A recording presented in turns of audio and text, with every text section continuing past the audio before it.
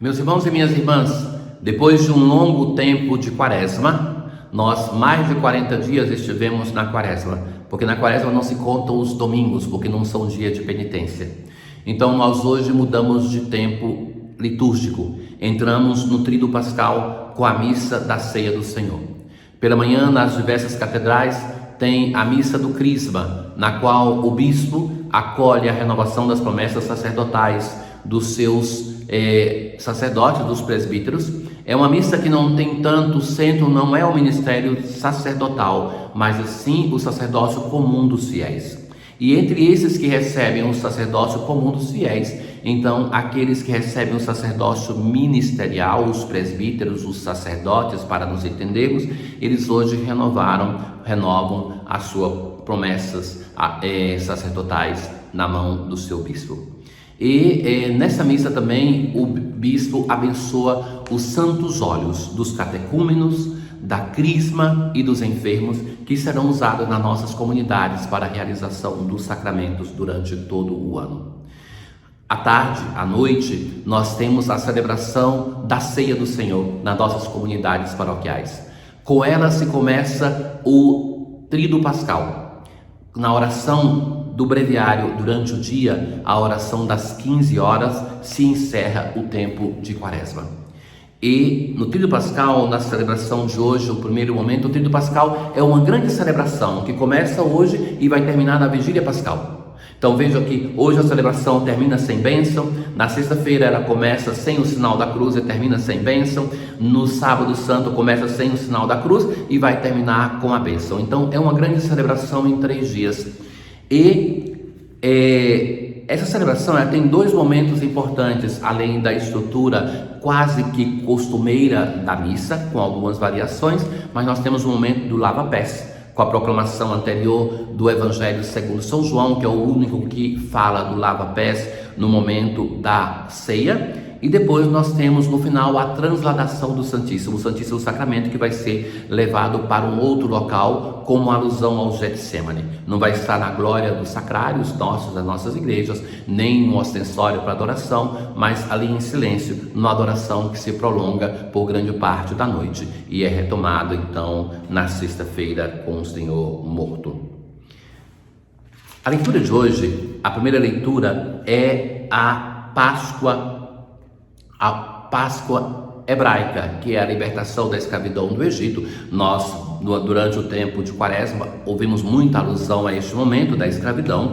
No breviário nós lemos todo o livro do Êxodo e o Senhor aqui hoje anuncia a preparação deste evento que precede a libertação do povo de Israel da escravidão do Egito.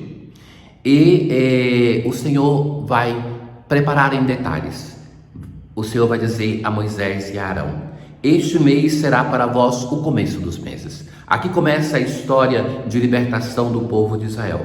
Cada um tome um cordeiro por família. Então toda a comunidade de Israel será reunida e imolará ao cair da tarde.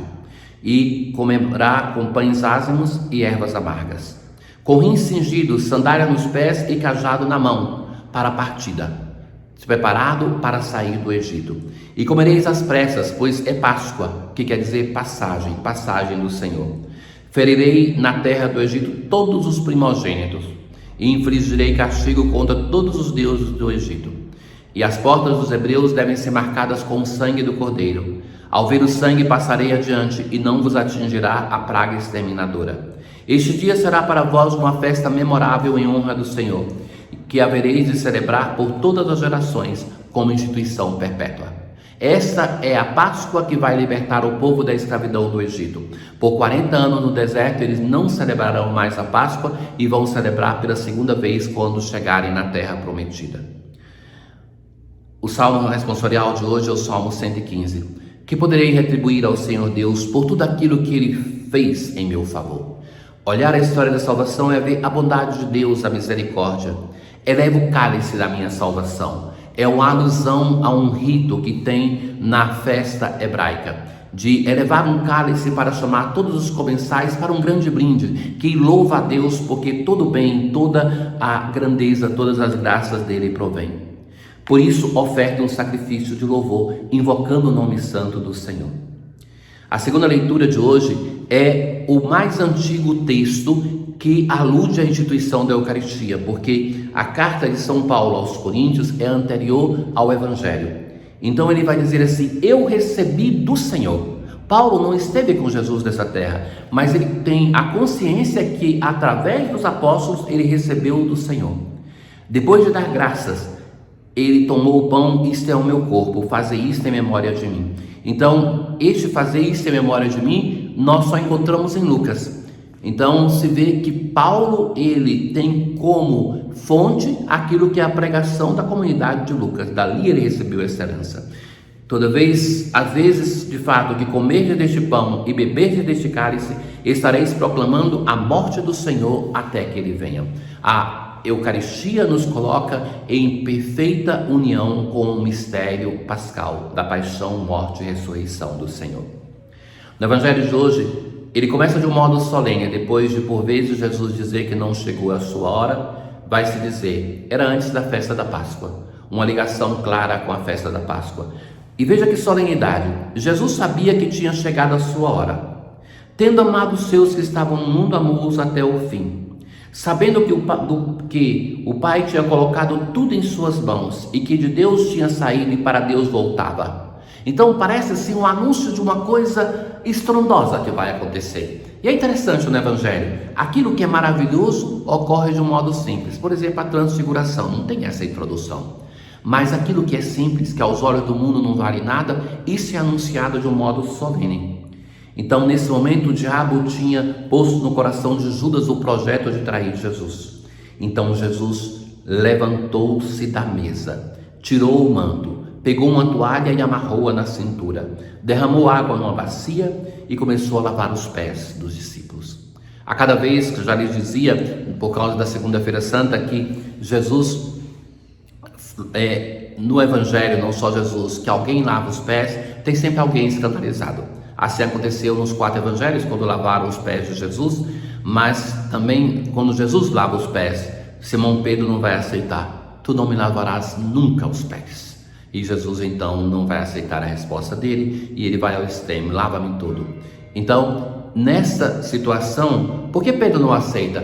Porque o lavar os pés era um hábito do escravo, era o servidor que lavava os pés do Senhor. Então, esse gesto é tão importante e tão difícil de compreender que merece que Jesus não somente o realize, mas que ele também explique. Então, Jesus vai dizer: compreendeis o que acabo de fazer?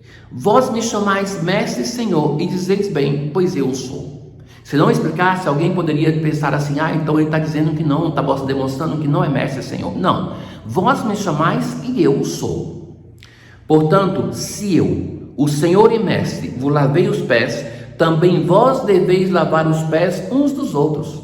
O lavar os pés é se colocar numa postura de amor, de serviço, de acolhida, de perdão. Aqui está o testamento do Senhor.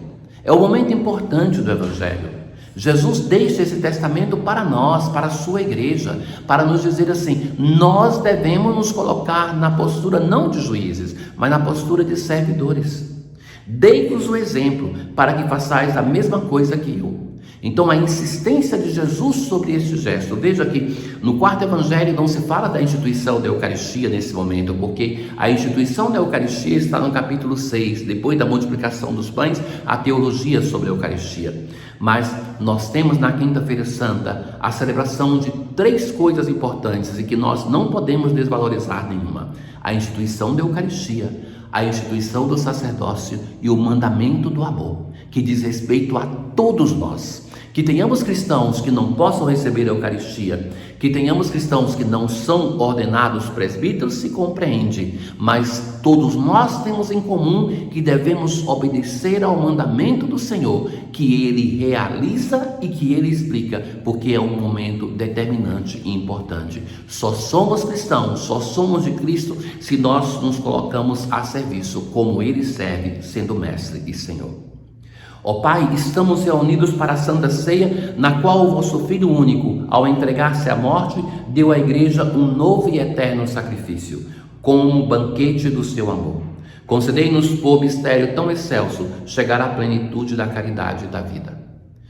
Tenham todos um bom dia, uma boa celebração do Tríduo Pascal. O Senhor esteja convosco, Ele está no meio de nós. Abençoe-vos o Deus Todo-Poderoso, o Pai, o Filho e o Espírito Santo. Paz.